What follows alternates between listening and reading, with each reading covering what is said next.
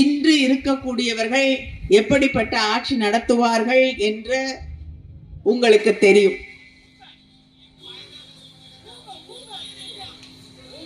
ஆட்சி பொறுப்பேற்றுக் கொண்டு 23 நாட்களா கடந்து விட்டது.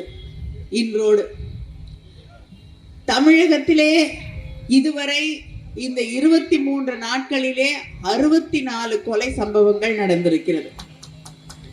111 பெண்களுக்கு எதிரான பாலியல் வன்கொடுமைகள் நடந்திருக்கிறது. 111.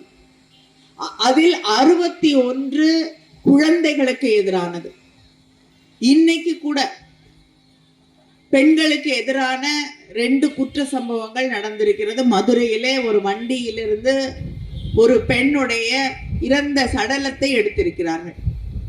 இன்னொரு பகுதியில 3 வயது குழந்தை பாலியல் வன்கொடுமைக்கு ஆளாக்கப்பட்டிருக்கக்கூடிய செய்தியை நாம் பார்க்கிறோம். இப்படிப்பட்ட கொடுமைகள் எல்லாம் நடந்து கொண்டிருக்கக்கூடிய நேரத்திலே ஆட்சி பொறுப்பேற்றிருக்கக்கூடியவர்கள் அந்த பிரச்சனைகளை எப்படி சரி செய்வது என்பதை பற்றி கவலைப்பட வேண்டும். ஆனால் அதையெல்லாம் விட்டுவிட்டு சென்ற திமுக ஆட்சியிலே நடந்த சில செயல்களால் தான் இன்று நாங்க ஆட்சி பொறுப்புல இல்லை. நாங்க ஆட்சி பொறுப்புல இருந்த காலகட்டத்திலே இப்படிப்பட்ட ஒரு சூழ்நிலை தமிழ்நாட்டிலே இல்லை. பல பேர் தவறான செய்திகளை வாட்ஸ்அப்ல மேடைகளிலே பரப்பி கொண்டிருந்த நேரத்தில் கூட இப்படிப்பட்ட ஒரு சூழல் தமிழ்நாட்டிலே இல்லை. இந்தியாவிலேயே பாதுகாப்பான மாநிலங்களில் ஒன்றாக தமிழ்நாடு இருந்தது நம்முடைய முதலமைச்சர் அண்ணன் தளபதி அவர்களுடைய தலைமையின் கீழ். ஆனால் இன்று பெண்களுடைய பாதுகாப்பு ஒவ்வொரு நாளும் கேள்விக்குறியாகி கொண்டிருக்கக்கூடிய ஒரு சூழலை நாம் பார்த்து கொண்டிருக்கிறோம்.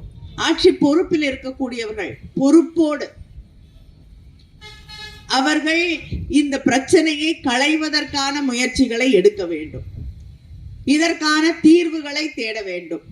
சட்டம் ஒழுங்கை சரி செய்ய முயற்சிகள் எடுக்க வேண்டும். அதையெல்லாம் விட்டுவிட்டு மறுபடியும் வேறு யார் மீது பழி போடலாம் என்று அவர்கள் காரணங்களை தேடிக்கொண்டிருந்தால் நிச்சயமாக தமிழ்நாட்டு மக்கள் அதிக நாள் பொறுமையாக காத்து கொண்டிருக்க மாட்டார்கள் என்பதை புரிந்து கொள்ள வேண்டும்.